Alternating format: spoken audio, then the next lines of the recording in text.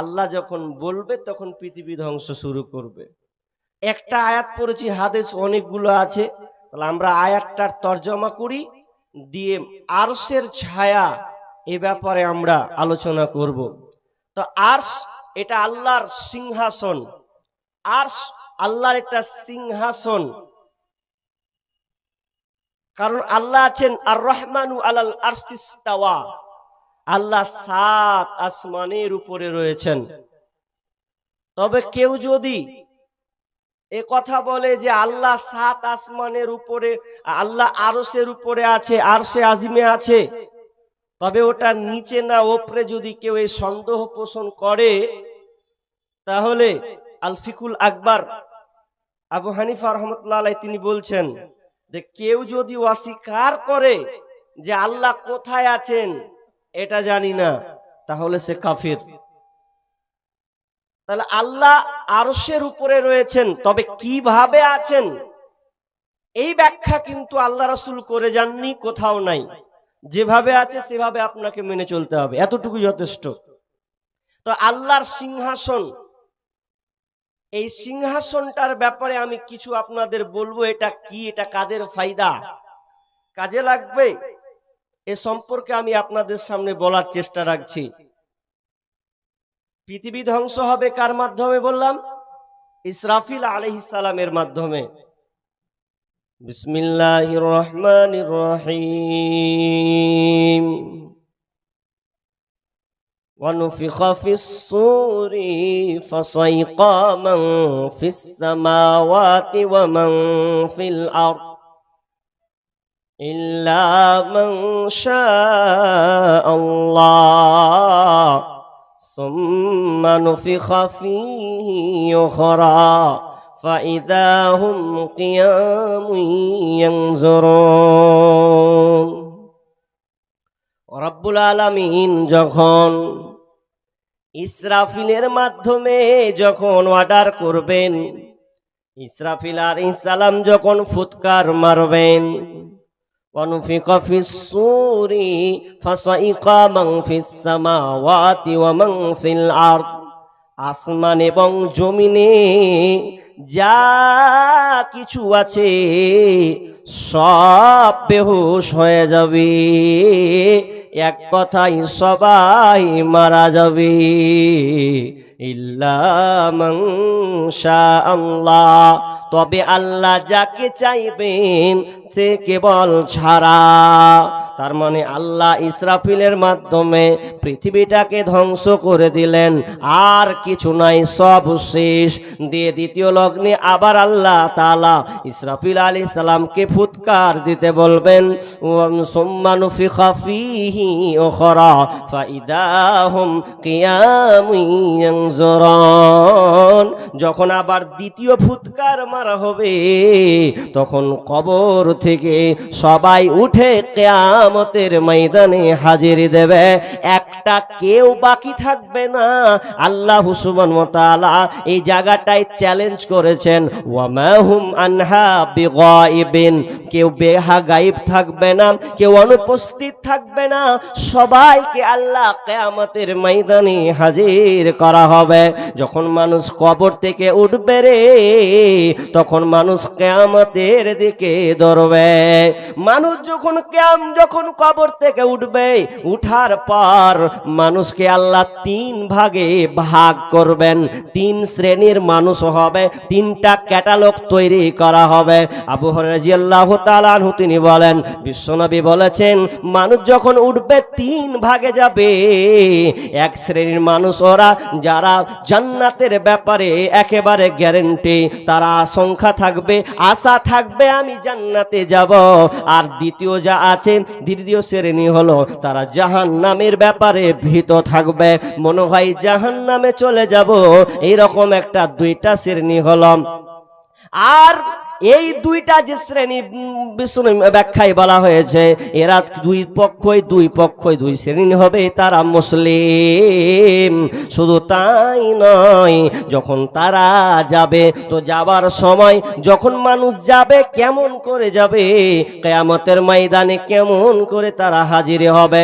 হাজিরটা এইভাবে হবে যে কেউ উঠবে তো উঠার সময় আরোহী কি হবে, তো একটা উট, কেউ একটা উটের পিঠে চড়ে যাবে, আবার কেউ দুইটা উটের পিঠে চড়ে যাবে, কেউ তিনটা চারটা 10টা পর্যন্ত একটা উটে চড়ে যাবে। আর আরেকটা শ্রেণীর লোক হবে যারা তাদেরকে আগুন দিয়ে তাড়া করবে, আগুন তাদেরকে তাড়তে তাড়তে তাড়তে তাড়তে তাদেরকে কিয়ামতের মাঠে হাজির করবে। এমন ভাবে তাড়াবে, এমন ভাবে তাদেরকে তাড়িয়ে নিয়ে যাওয়া হবে। কেউ আবার আপনার কিনা আরাম করার জন্য ক্লান্ত যখন হয়ে যাবে, সন্ধ্যা যখন ঘনিয়ে আসবে, তো আগুনটা ওখানে যখন ওরা দাঁড়িয়ে যাবে, আগুনটা ওখানে তাদের তাড়া করার সময় তারা দাঁড়িয়ে থাকবে। আবার যখন শুরু হবে ধরা, সকাল যখন আবার তারা মারবে দর, তো আগুন তাদেরকে তাড়তে তাড়তে নিয়ে যাবে। হতভাগা তো তারাই, এটা তো একটা হতভাগার দল। শুধু তাই নয়, আল্লাহ সুবহানাহু ওয়া তাআলা বলছেন, ওয়া নাহসুরুহুম ইয়াওমাল কিয়ামাতি আলা উজুহিম। আল্লাহ সুবহানাহু ওয়া তাআলা মানুষকে মুখের ভরে হাঁটিয়ে নিয়ে যাবেন। সেদিন মানুষ কবর থেকে উঠে মুখ দিয়ে হাঁটবে, মুখ দিয়ে হাঁটবে। তো পৃথিবী তো ধ্বংস হয়ে গেছে, এখন ওইভাবে যাবে। তো যাওয়ার সময় প্রথমে যখন মানুষ কবর থেকে উঠবে তো অবাক হয়ে যাবে, অবাক হয়ে যাবে। উঠার প্রথমে ওরা আশ্চর্য হয়ে যাবে, কি ব্যাপার, কি অবস্থা, কি আমাদের অবস্থা, কি অবস্থা হবে, অবস্থা কত জটিল হবে। যখন মানুষ কবর থেকে উঠবে, পৃথিবী তো আর পৃথিবী নাই, ধ্বংস হয়ে গেছে। আকাশ নাই, আকাশ তো মনে বোঝা যাবে না, মনে অন্ধকারের মতন হয়ে আছে, কি কোন দিকে যাব, এমন অবস্থা হবে। গাছপালা পশু পক্ষী কিছুই নাই, গাছ নাই, পর্বত নাই, নদী খাল বিল নাই।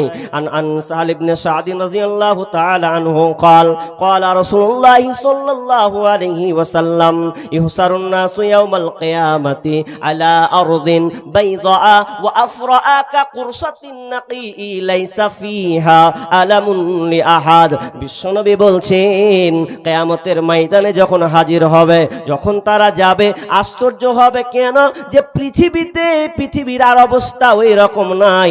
Bharat, Pakistan, Bangladesh, Thailand, Ukraine, Japan, Nepal, Bhutan এই রকম আর নেই, কোনো পর্বত নাই, গাছপালা কিছুই নাই। কি করা হয়েছে? আলা আরদিন বাইদা ওয়া আফরা, সাদা লাল মিশ্রিত একটা সমতল ভূমি বানিয়ে দেওয়া হয়েছে। উঁচু নিচু বলে কোনো জায়গা নাই। লাইসা ফি আলামুন লিহা কাকুরসাতিন নাকি। শুধু তাই নাই, ওটা খোলা সাদা রুটির মতন বানিয়ে দেওয়া হবে। ময়দানকে রুটির মতন বানিয়ে দেওয়া হবে। কেমন রুটির মতন? আপনার বোন, আপনার বিবি, আপনার মা যে খোলানে রুটিটাকে পাকায়, এর তলাটা যেমন চিকন হয়ে থাকে, সমান হয়ে থাকে, ওই রকমই আল্লাহ পৃথিবীটাকে সমতল বানিয়ে দেবেন, সমান বানিয়ে দেবেন। আর বলে কিছুই থাকবে না। শুধু তাই নয়, যখন মানুষ কবর থেকে উঠবে রে, উঠার সময় প্রথমে তারা দেখবে, আরে পা পুরো নাঙ্গা অবস্থা হয়ে গেছে। গাছপালা পশু পাখি তো কিছুই নাই, এগুলো তো দেখতে পাচ্ছি না। পর্বত নাই, খাল বিল কিছুই নাই, কিছুই অট্টালিকা, কোনো বিল্ডিং কোনো কিছুই নাই। তবে নাই তো নাই। তারা নিজের পরনের দিকে তাকাবে, অবস্থা খুব খারাপ। তারা উলঙ্গ অবস্থায় উঠবে, কারো পরনে কাপড় থাকবে না। আয়েশা রাদিয়াল্লাহু তাআলা আনহা তিনি বর্ণনা করেছেন, বিশ্বনবী বলছেন, ইহসারুন নাসু ইয়াউমাল কিয়ামাতি উফাতান উরাতান গুরলা, উফাতান উরাতান গুরলা। মানুষ যখন উঠবে তিনটা দিক লক্ষ্য করবে। একটা উফাতান উরাতান গুরলা, মানুষ যখন উঠবে নাঙ্গা অবস্থায়, আপনার খালি পায়ে নাঙ্গা অবস্থায় এবং খাতনাবিহীন এই আকৃতিতে তারা কবর থেকে উঠবে, কারো কপরে কোনো কাপড় থাকবে না, পায়ে কোনো স্যান্ডেল থাকবে না, পায়ে স্যান্ডেল নাই, কোনো কাপড় নাই, খাতনাবিহীন থাকবে। যখন বিশ্বনবী এই কথা আয়েশাকে যখন বলছেন, আয়েশা খুব বুদ্ধিমতী মহিলা ছিলেন, সঙ্গে সঙ্গে পাল্টা বিশ্বনবীকে প্রশ্ন করতে লাগলেন। ফাকুম বললেন, ইয়া রাসূলুল্লাহ, আন-নিসাউ ওয়ার রিজালু জামিআ ইয়ানজুরু বা'যুহুম ইলা বা'যিন। ইয়া রাসূলুল্লাহ, আপনি বললেন কারো পরনে কাপড় থাকবে না, ছেলে মেয়ে তো একাকার হয়ে থাকবে, ছেলে মেয়ে ছেলে মেয়ে একাকার হয়ে থাকবে, কারো পরনে কাপড় থাকবে না, তাহলে তো ওর দিকে তাকাবে, ওর দিকে তাকাবে, এইরকম দৃশ্য হয়ে যাবে। তাহলে এক কথায় বলা যায়, আপনার ইজ্জত সবাই দেখে ফেলবে। যখন এই কথা বলা বিশ্ব নবী বললেন, ফাকালা ইয়া আয়েশাতুল আমরু আসাদ্দু মিন আইয়ানদুরা বা'যুহুম ইলা বা'যিন।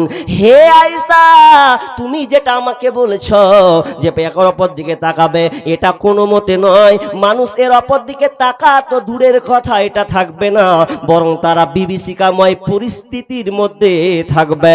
দেখ কথায় তারা নিজেকে বাঁচার জন্য ত্রাহি ত্রাহি করবে, কি হবে আমার, কি হবে আমার, ওই মানসিকতা তার মাথায় কাজ করবে না। কেমন কাজ করবে না? ওই মাথাতে ওই বুদ্ধিটা খেলবে না। যেমন আমি একটা মেয়েকে দেখলাম, আপনি একটা দেখলেন, তা আপনি বলছেন কার বেটি, দেখ কেমন করে সেজে চলেছে, হ্যাঁ জালসার দিনে, ঠোঁটে গুলো একদম গোলাপ টেলেপটা, আর মাথায় কোনো চিরনিয়া, কেউ একদম বাম্পার করে কোনো ওড়না নেই, আর জালসা শুনতে চলেছে, কার বেটি এটা রে?